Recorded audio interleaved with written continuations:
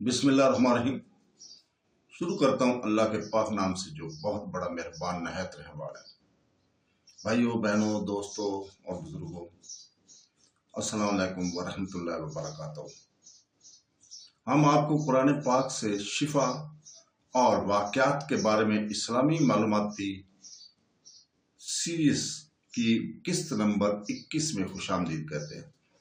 इस वीडियो में हम बताएंगे कि आयतुल कुर्सी से किन किन बीमारियों का इलाज किया जा सकता है। तो दोस्तों, बहनों, भाइयों, बुजुर्गों, आयतुल कुर्सी सूरह बकरा की आयत नंबर 255 की तिलावत को इस्लामी रवायत में रूहानी फ़ायद का हासिल समझा जाता है, जो मुख्तलिफ बीमारियों से तहफ़्फ़ुज़ और शफा बख्शता है। हम कुछ बीमारियों या हालात का बयान कर रहे हैं जिनके लिए लोग रवायती तौर पर आयतुल कुर्सी की तलाश करते हैं। इसके साथ ये वजाहत भी की जाती है कि ये इनके इलाज में किस तरह मददगार साबित होती है।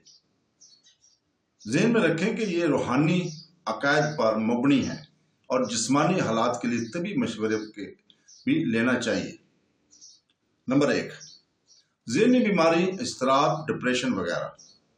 ख्याल किया जाता है कि आयतुल कुर्सी ज़हनी सुकून और मनफी ख्यालात से तहफ़्फ़ुज़ फराहम करती है, जो ज़हनी सेहत के मसाइल जैसे कि बेचैनी और डिप्रेशन से लड़ने वाले अफराद के लिए फ़ायदेमंद साबित होती है।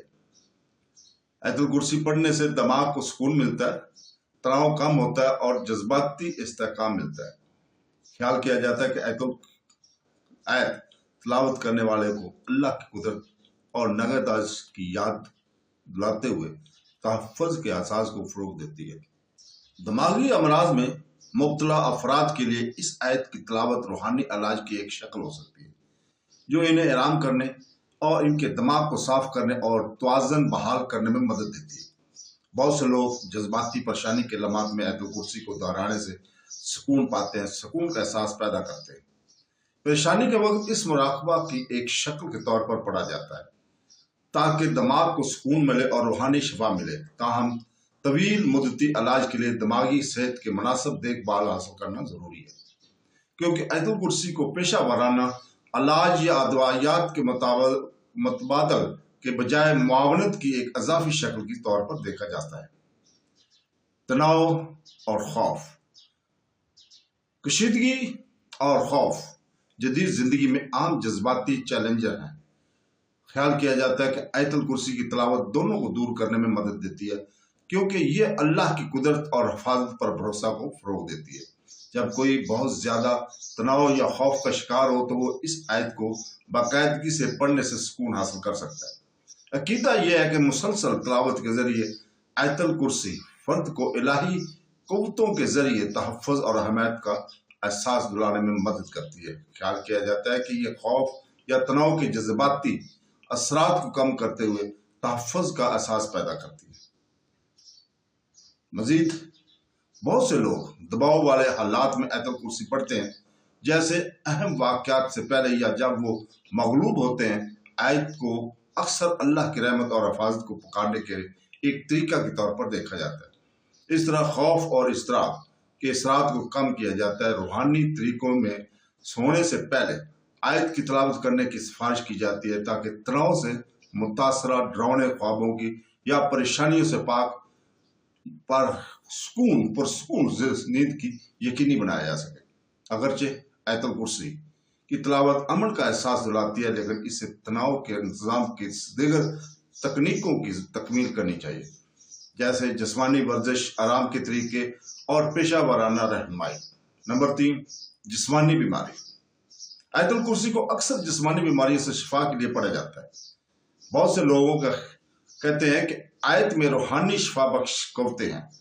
बीमारी के वक्त इसका वर्द करना खुदा की रहमत और सेहतयाबी के लिए बरकत की दावत देने के बारे में ख्याल किया जाता है।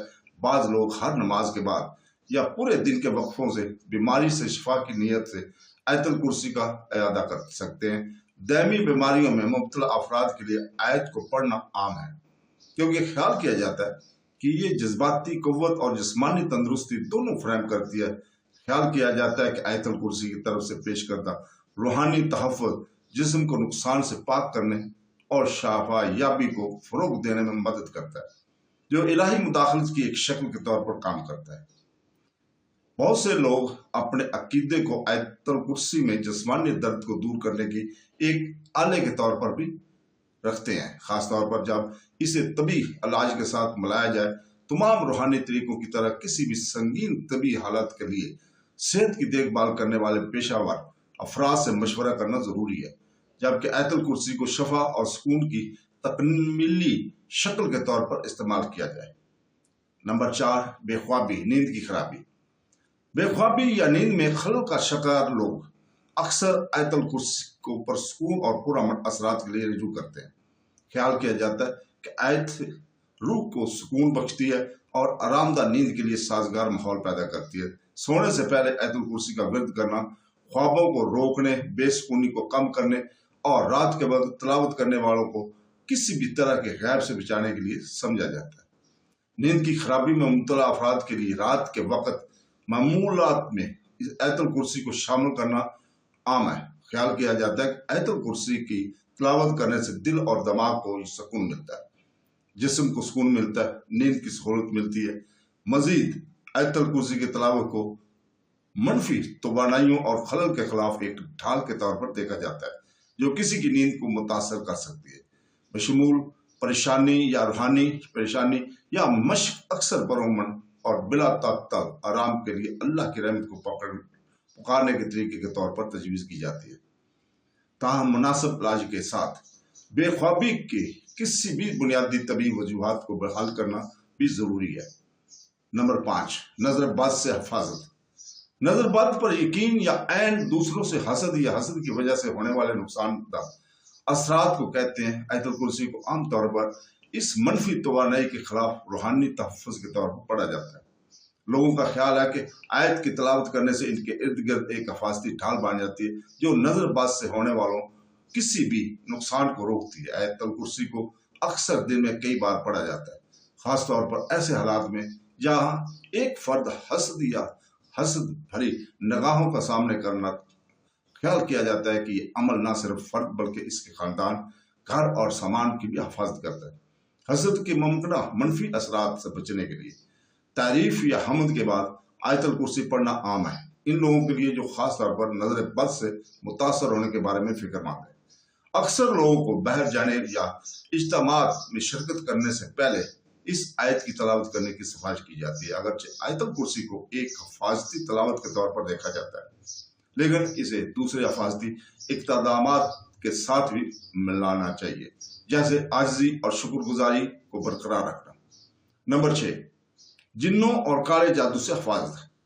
آیت الکرسی کے بارے میں بڑے پیمانے پر کہا جاتا ہے اور ہے بھی کہ وہ جنوں اور کالے جادو کے اثر سمیت روحانی نقصانات سے تحفظ فراہم کرتی ہے۔ جن اسلامی روایت کے مطابق نادیدہ مخلوق ہیں جو لوگوں کی زندگیوں پر منفی اثر ڈال سکتے ہیں، خاص طور پر اگر وہ بدکردار ہوں۔ خیال کیا جاتا ہے کہ آیت الکرسی ان ہستیوں کے خلاف ایک روحانی تحفظ کے طور پر کام کرتی ہے جو انہی تحفظ فراہم کرتی ہے اور کسی بھی نقصان دہ قوتوں کو نکال دیتی ہے۔ لوگ اکثر آیت الکرسی کی تلاوت کرتے ہیں جب وہ کمزور محسوس کرتے ہیں یا شک کرتے ہیں کہ وہ جن یا کالے جادو کے زیر اثر ہو سکتے ہیں۔ اس آیت کو منفی روحانی قوتوں کے دور کرنے کے لیے اللہ کی طاقت کو پکارنے کی ایک آلے کے طور پر دیکھا جاتا ہے۔ یہ عام طور پر گھر میں داخل ہونے سے پہلے، ذاتی پریشانی کے وقت یا سونے سے پہلے حفاظتی اقدامات کے طور پر پڑھا جاتا ہے۔ مزید آیات کو بعض اوقات پانی یا تیل پر دم پڑا جاتا ہے تاکہ تعویذ یا علاج جنوں یا جادو کو دور کرنے کے لیے سمجھا جاتا ہے، جبکہ آیت الکرسی کے بارے میں خیال کیا جاتا ہے کہ وہ روحانی تحفظ فراہم کرتی ہے، لیکن اسے دوسروں اقدامات کے ساتھ استعمال کیا جانا چاہیے، جیسا کہ اللہ کی پناہ مانگنا، اگر ضرورت ہو تو روحانی یا مذہبی رہنما سے مشورہ کرنا ضروری ہے۔ نمبر 7، حادثات اور نقصان دہ کے روک تھام کے لیے۔ ان لوگوں کے لیے جو حادثات، جسمانی نقصان یا خطرے سے پریشان ہیں، آیت الکرسی کو ایک حفاظتی آیت کے طور پر دیکھا جاتا ہے جو انہیں غیر متوقع نقصان سے بچا سکتی۔ بہت سے لوگ سفر پر نکلنے سے پہلے یا جب جسمانی خطرے کا محسوس کرتے ہیں تو اسے پڑھتے ہیں۔ خیال کیا جاتا ہے کہ آیت تلاوت کرنے والوں کے حادثات اور ناخوشگوار واقعہ سے بچاتی ہے۔ जहाँ भी वो जाते हैं इलाही तहफ़्फ़ुज़ पेश करते हैं। घर से निकलते, गाड़ी में सवार होने या किसी ऐसी सूरत हाल का सामना करने से पहले जिसमें खतरा का अंसर हो, अक्सर आयतुल कुर्सी पढ़ने की सिफारिश की जाती है। कुछ लोग किसी करीबी काल या हादसे का मुशावदा करने या इसका तजुर्बा करने के बाद मुस्तकिल के लिए एक इलाही तहफ़्फ़ुज़ की तलाश में भी आयतुल कुर्सी की तिलावत करते हैं। ख्याल किया जाता है कि आयतुल कुर्सी की हिफाजत को नुकसान से दावत देती है, चाहे वो जिस्मानी चोटों, हादसात या दीगर खतरात हालात की सूरत में हो। अगरचे आयतुल कुर्सी की तिलावत को तहफ़्फ़ुज़ फराहम करने के ख्याल किया जाता है, लेकिन ज़ाती हिफाजत को यकीनी बनाने के लिए अमली एहतियाती तदाबीर अख्तियार करना भी ज़रूरी है। नंबर 8, याददाश्त और सीखने में मुश्किलात। आयतुल कुर्सी के बारे में यह है कि वो याददाश्त और समझ में इजाफा करती है, जिससे ये तलबा या सीखने मुश्किलात का सामना करने वाले अफराद के लिए एक मकबूल तिलावत है। लोगों की ख्याल है कि आयत की तिलावत बाकायदगी से जहन को तेज करने, तवज्जो बढ़ाने और मालूमात को बरकरार रखने में मदद देती है। तालिब इल्म अक्सर मुताला करने या इम्तिहान देने से पहले आयतुल कुर्सी की तिलावत करते हैं। बेहतर इल्मी सालियतों के लिए अल्लाह से मदद तलब करते हैं। आयत को इल्म के हसूल, फिक्री सलाहियतों को बढ़ाने और ज़हनी वजाहत को बढ़ाने के अमल में इलाही मदद तलब करने के एक आले के तौर पर देखा जाता है। बाज़ का ये भी ख्याल है कि इल्म हासिल करने से पहले आयतुल कुर्सी पढ़ने से बरकत हासिल होती है और ज़हन को ज़्यादा फहम की तरफ खोलता है। याददाश्त की कमी या इल्मी दुश्वारियों की सूरत में ख्याल किया जाता है कि आयत ज़हनी वजाहत फराहम करती है और याद को बेहतर करती है। अगरचे आयतुल कुर्सी इन शोबों में रूहानी मदद फराहम कर सकती है, लेकिन इसे याददाश्त या इल्मी मसाइल के लिए पेशा वराना मुदाखल की जगह नहीं लेना चाहिए। इसके साथ ही हम आज आपसे इजाज़त चाहते हैं। अल्लाह ताला से दुआ करते हैं कि वो हमें कुरान और हदीस के अहकाम पर अमल करने की तौफीक अता फरमाए। आमीन सुम आमीन। अल्लाह हाफ़िज़।